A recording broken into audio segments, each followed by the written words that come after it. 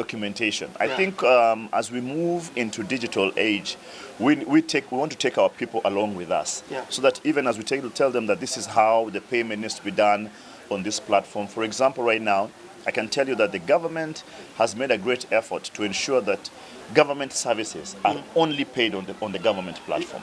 This removes human interaction and corruption and seepages and leakages. And because that is being done, we are getting everybody to do everything that they want to do online. And that is posing a challenge to some people, probably who are not digital enough. It's posing some challenge to some people who basically maybe have not gone into the system to understand what the system wants. So one of the biggest things that we're having is repetition of people being told to repeat the same thing, to do the same thing. Okay. Yes, but they'll catch up. When I'm going loud, I see our Kenyan community is calm. Yes. Are they cooperating? Well, with the consular staff? Kenyans generally are very calm people. Okay. Yes, if you give them a reason, then they are very, very calm. And one of the things we've done here is try to communicate.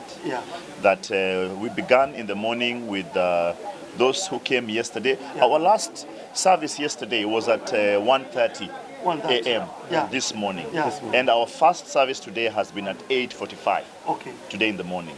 And we go on again till today, tomorrow, and we'll just try and make sure that anybody who stays in the hall, it's until the last man standing. Okay. Yes. So up to now you are encouraged. Yes, for yes, what you're yes, yes. 600 people serving in the first day is quite encouraging. It's not a mean achievement. It's quite a huge achievement. Since you started these mobile services, is this center the first one? Yes, actually we launched 2 mobile consular services, one on the West Coast, one on the East Coast, and they're all running together. Canada begins this coming week. And then we shall be able to go to other cities also around America.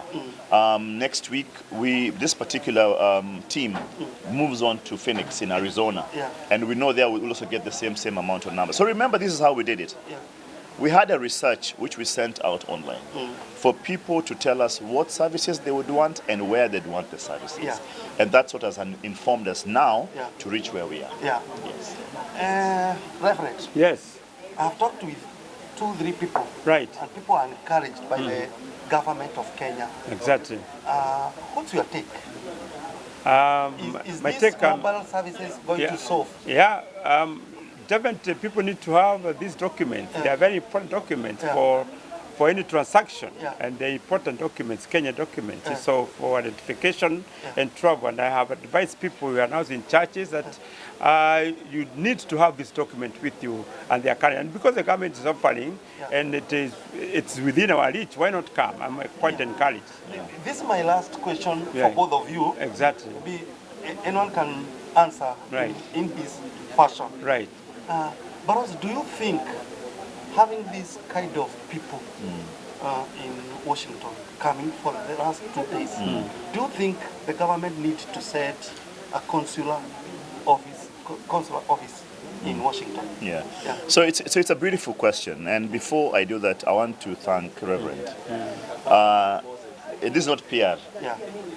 Imagine that the chairman of the church, the elders, are here helping. If you look there, that's there. He's helping carry tables, but he's a member of the elders corps. The reverend is here. They are member. All these chairmen, all of them are on the floor, and they're doing it by their own giving. So for that, we thank the community, and we thank the church for doing that. I mean, if we were paying, and the elders show up, would have said they're here because of money. But elders are here. Even the women leaders are helping, ushering. They're helping serving the tea. I mean, this is great, and this is great Kenyan hospitality. Let me go back to your question. The president made a commitment that by the end of this year, we shall have digitized all government processes. Because of that, Kiarie, we do not need a consular. Because in the next few months, you will go to eCitizen, you fill your form, you go to the post office here in Seattle, you get your biometrics, you go home. and you are sent for your passport. Kenyans in Washington and Texas and Boston need to hear this.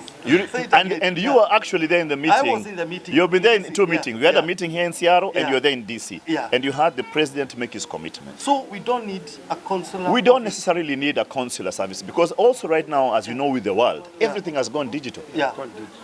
I know the service here in this church, they have an online service Yeah. where with people all over the world. Yeah. Now, if we wanted for them to come every Sunday, technology has brought them to where we are. Yeah.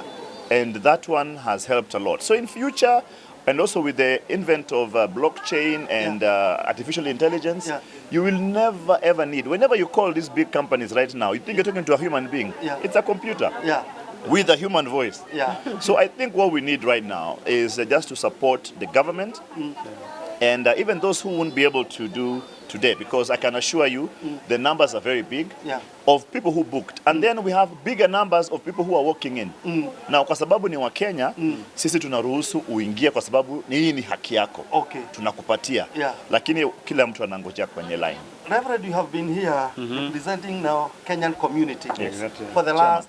Wacha niwache chairman Yeah. nishughulikia wa Kenya. Asante sana balozi. Aya, asante sana. Yeah. Thank you very much. Yeah. Yeah. Okay. Don't we need a consular office? Maybe for these services, as the ambassador has said about issues about ID and other processes. Yeah. Maybe that one is digital, but maybe it's still because we have got a huge Kenyan population here. Yeah. And says, the chairman of the Northwest would tell us how many, maybe around 20,000 or so, even bigger number. So. We need an office. Yeah. In the near future, we need an office. After all, even we also need to have like the last general elections. Yeah. There were centers. Yeah. So we need a center here for where people can come and vote. Yeah. Yeah. Okay. Welcome, Yes, Chairman. asante.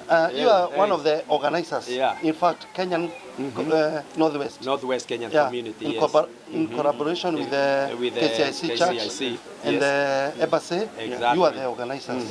Yes. What's your take? Since yesterday, how was the turnout? Yes. Which service were you able to? To provide. Yeah. Thank you very much. One thing I must say, we are so delighted to have the Kenya Consulate and the Yeah. DC office here Yeah. with us in our community. Yeah. We feel like we had some preference. Yeah. We are favored. Yeah. Because if you look at the numbers here and the numbers from yesterday, Yeah. it's overwhelming. Yeah. I'm very sure they are also impressed by the turnout. Yeah. And I'm not even quite sure we'll be able to serve everybody because there are so many people.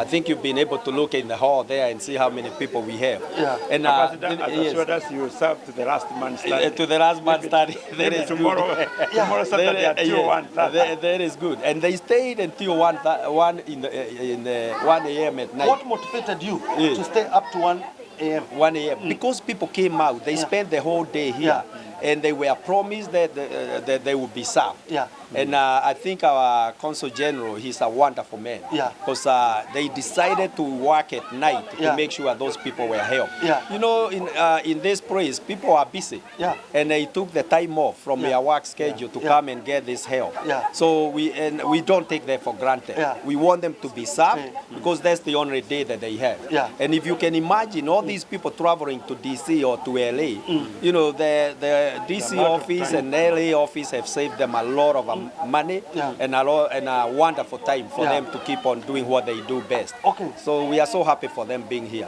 We will be here for 3 days. 3 days. Barosi has given us a statistic that they were able to serve Yes. around 600 people yesterday. Yes, yes. What's your approximate, maybe in the next, how do you predict, maybe in the next 3 days, at the end of 3 days? My How many prediction, people? I think I cannot predict. If they helped 600 yesterday, today I think the numbers are more. So I would estimate, I wouldn't be very far if I, say they will help 2,000, between 2,500 and 3,000 people. Okay. And yet, there's not going to be everybody served. there's still some people who are not going to get this opportunity. But for those who are able to make an appointment, they are taken fast, like they using their procedure, where they go by your appointment. Okay. They trying very hard to do that. Is our community cooperating? Our community is cooperating because they know this is a great favor for the office, LA office, DC, to come here and provide them the service. So they are cooperating fully cooperating, and they are patient. They are waiting the whole day. Some of them been talking to me. They came yesterday. They were not served because their documents were not in order, and they came back today. And they are given preference. Okay. Yes. Pacific Waves TV will be here up to the end of the service of this. Of the service. Yes. Exercise. Before I give Reverend his parting shot. Yes. Do you think we need consular office? I think we need a consular office. I think this state has a lot of people. The population has grown in Washington. It has grown. We estimate we must have somewhere a little bit above 20,000 people here in this state. And most of those people are needing these services. We had talked to Ambassador Omayo when he was here, and he promised he's going to facilitate that to happen. So we are still hopeful. We are still waiting to see whether there will be a consulate office in this state. Our president, back in the month of December 2022, he promised that all government services will be online. Yes. Do we need an office when we can do what we need? We have had that too, and actually the Consul General was able to allude to that, where everything will be digitalized, so we don't have to go to LA or to DC. If that was to happen, that would be great help to our people, so we can do everything online. Yes. Your parting shot? Yeah, my parting shot is we appreciate the Kenya government for bringing the services to our people, and they should continue doing what they are doing. This is, great help for our people.